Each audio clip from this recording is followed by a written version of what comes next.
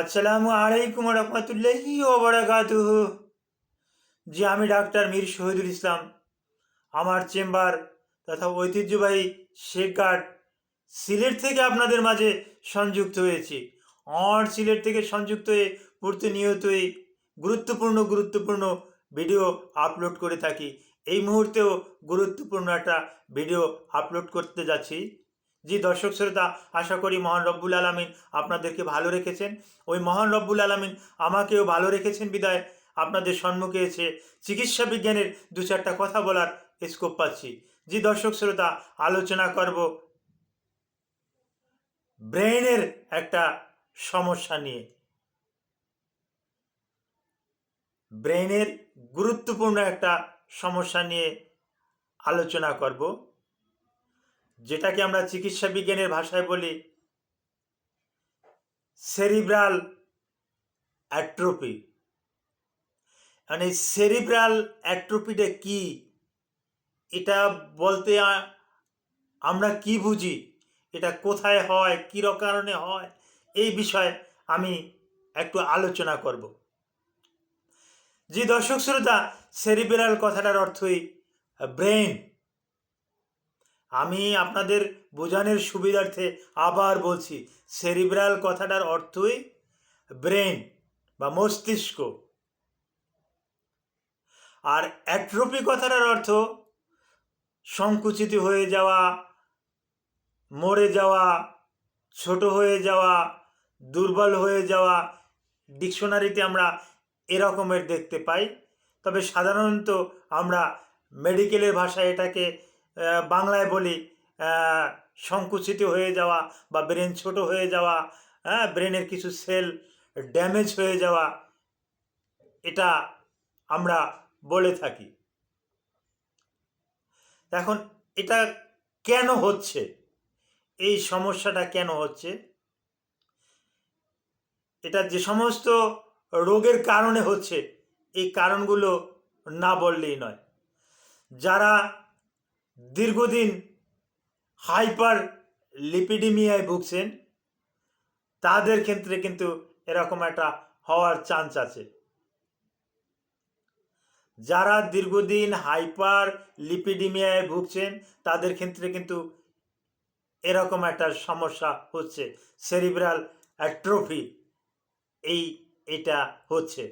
আপনি CT scan করাবেন, আপনি এমআরআই করাবেন, ওখানে দেখবেন কমেন্টসে লেখা আছে মাইল্ড বা মডারেট অথবা সিভিয়ার সেরিব্রাল অ্যাট্রোপি। এই কমেন্টটা কিন্তু লিখে দিয়ে থাকেন রেডিওলজিস্টরা। আর এটা যে কারণগুলোতে হয়, তার ভিতরে প্রধান কারণ হলো যদি হাইপারলিপিডিমিয়া পর্যাপ্ত পরিমাণে থাকে, বেশি পরিমাণে থাকে, ক্ষতিকর কোলেস্টেরল ট্রাইগ্লিসারিডের মাত্রা যদি বেশি থাকে, তাহলে হয়। টাইপ 2 ডায়াবেটিস মেলাইটাস যদি থাকে, তাহলে তাদের ক্ষেত্রে কিন্তু এটা হয়। হাইপার টেনশন যাদের আছে, তাদের ক্ষেত্রে কিন্তু এটা হয়। আবার পার্কিনসন সিনড্রোম যাদের আছে, তাদের হয়। পার্কিনসন সিনড্রোমের উপরে আমি কিন্তু ইতিপূর্বে বেশ কয়েকটা ভিডিও তৈরি করেছি। অনিচ্ছাকৃতভাবে এই হাত পা এভাবে, হাত পা না, হাত বিশেষ করে এই যে হাতের আঙুলগুলো আছে না, এভাবে স্থির থাকে না, এবার এইভাবে এভাবে নড়াচড়া করতে থাকে, এভাবে কম্পন করতে থাকে, কোনো জিনিস স্থিরভাবে ধরতে পারে না। তো পার্কিনসন সিনড্রোম যাদের আছে, তাদের ক্ষেত্রে কিন্তু এরকমের হয়। আচ্ছা, হওয়ার পরে লক্ষণটা কি দেখা যায়? হওয়ার পরে যে লক্ষণটা দেখা যায়, শরীরটা অত্যন্ত দুর্বল লাগে, মাথাটা হালকা লাগে, বমি বমি ভাব আসে, একটু খিঁচুনি ভাব অনেকের ক্ষেত্রে আসতে পারে, অনেকের ক্ষেত্রে আসতে পারে না। ট্যাকাইকার্ডিয়ার মতন একটা সমস্যা হয়ে যেতে পারে, হৃদস্পন্দন বেড়ে যেতে পারে। আর একটা কারণ দেখা যাচ্ছে, এই কারণটাও বেশি করে আমরা উপলব্ধি করতে পারি, যে ওই ঘুমিয়ে থাকলে এই গালের দুপাশ দিয়ে লালা ঝরতে থাকে। এটাও কিন্তু সেরিব্রাল অ্যাট্রোপির কিন্তু একটা বড় ধরনের কিন্তু একটা লক্ষণ লালা জ্বরে। আর রোগটা কিভাবে আমরা নির্ণয় করতে পারি?